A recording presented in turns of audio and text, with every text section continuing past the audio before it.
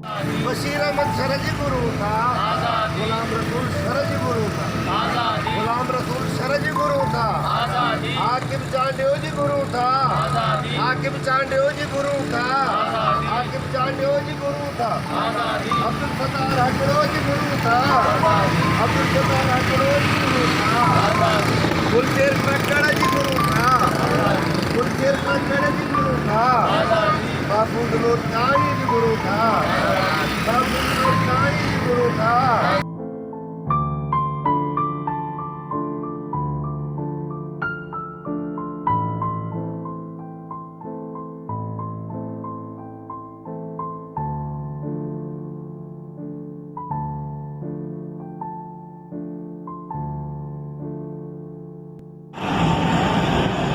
नाज़रीन असां मौजूद आहियूं कराची प्रेस क्लब ते जिते सिंध मां खंबे गुम कयल क़ौमी कारकुननि जी आज़ादीअ लाइ लगातार धरनो हले रहियो आहे। हिते सिंध सभा जा अॻवान मौजूद आहिनि, खंबे गुम कयल जा वारिस मौजूद आहिनि। अचो त उन्हनि सां ॻाल्हि ॿोल कयूं। दादा गुलाम रसूल शर ऐं बशीर अहमद शर खे खंबे गुम करण खे हिकु हफ़्तो गुज़री वियो आहे। अञा ताईं न त को मैसेज आयो आहे न ई कंहिं राब्तो कयो आहे। असां फ़िक्रमंद आहियूं। बशीर अहमद शर टीबीअ जो मरीज़ आहे, जंहिंजो आउं कार्ड बि खणी आयो आहियां हिते। उन जूं दवाऊं बि जेको आहे सो घर पियूं आहिनि।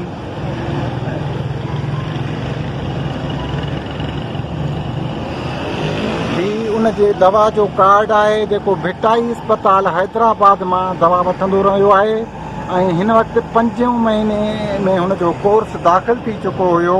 डॉक्टरनि जो चवणु आहे त बाबा जेकॾहिं हिकु खुराक बि मिस थी त वरी नई सिरे सां जेको आहे सो उनजो इलाजु शुरू थींदो।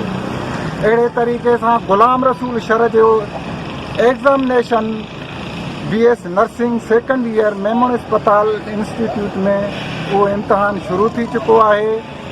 सो मां वरी बि मुतालबो कयां थो हिन रियासत सगोरी खां त मुंहिंजे बचड़नि ते रहम खाईंदे फौरी तौर ते उन्हनि खे ज़ाहिर कनि। जेकॾहिं हुननि जो को ॾोह आहे त उनखे तव्हां पंहिंजे अदालतुनि में पेश करे सज़ा ॾियारियो। असां हिते बि ध्यानु एहतिजाज पिया कयूं ऐं असांजो मतिलबु असां पंहिंजे भाइरनि लाइ हर सिंधी क़ौमी कारकुन लाइ एहतिजाज पिया कयूं जंहिंखे पाकिस्तान रियासत खंबे खणी वई आहे। ऐं असांजो मुतालबो आहे त हर सिंधी क़ौमी कारकुननि खे आज़ादु करायो वञे जेके हिन पाकिस्तानी रियासत जे खुफ़िया इदारनि जी कैद में आहिनि। ऐं मां एतिरो चवणु चाहींदसि त इहा पाकिस्तानी रियासत आहे उहा कंहिं वक़्तु कंहिंजे घर में घिरी करे कंहिंजे भाउ पीउ ऐं पुट खंबे खणी था वञनि। आधी राति जो असांजे घर में घिरी करे मुंहिंजे ॿिन्ही भाइरनि खे खंबे खणी विया। अगरि मुंहिंजे ॿिन्ही भाइरनि बशीर शर गुलाम रसूल शर जो वाक़ई हूंदो आहे त उन्हनि खे अदालत कोर्ट में अदालतुनि में पेश कयो वञे।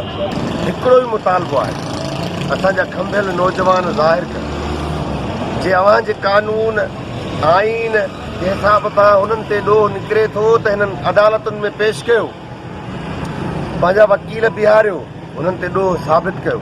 जे हुननि ते ॾोह साबित थिए त असांजे अखियुनि जे आॾो असांजे बचनि खे सज़ा ॾियो, असांखे क़बूल आहे। बाक़ी हीअ जेका सिंधी क़ौम जी तज़लील लगातार तज़लील थी रही आहे, बंदूक बरदार इदारो तज़लील करे रहियो आहे, पंजाब सिंध जी जेका तज़लील करे रहियो आहे, असां उहा क़तअन बर्दाश्त न कंदासीं। बिल्कुलु बि क़ाबिल क़बूल न आहे। असां एहतिजाज जेको हीउ शुरू कयो आहे, हिन एहतिजाज खे सिंध जे झर झंग ॻोठ ॻोठ वस्ती वस्ती वाण वाण खणी वेंदासीं। सॼी सिंध खे ख़ामोश सिंध खे उभारे ईंदासीं ऐं असां पंहिंजे सवालनि जा जवाब, पंहिंजे इख़्तिलाफ़नि जा जवाब, पंहिंजे पाण सां थियल वेदनुनि, पंहिंजे नाइंसाफ़ियुनि जा जवाब ज़रूरु वठंदासीं। नाज़रीन सिंध सभा जे हयल लगातार धरने में वेठल खंबे गुम कयल जे वारसनि सिंध सभा जे अॻवाननि जो इहो चवणु हो त जेकॾहिं असांजे प्यारनि जो को ॾोह आहे त उन्हनि खे अदालतनि में आंदो वञे। कैमरामैन आकिब रज़ा सां गॾु Raza Kasi, voice of Sindh, London, Karachi.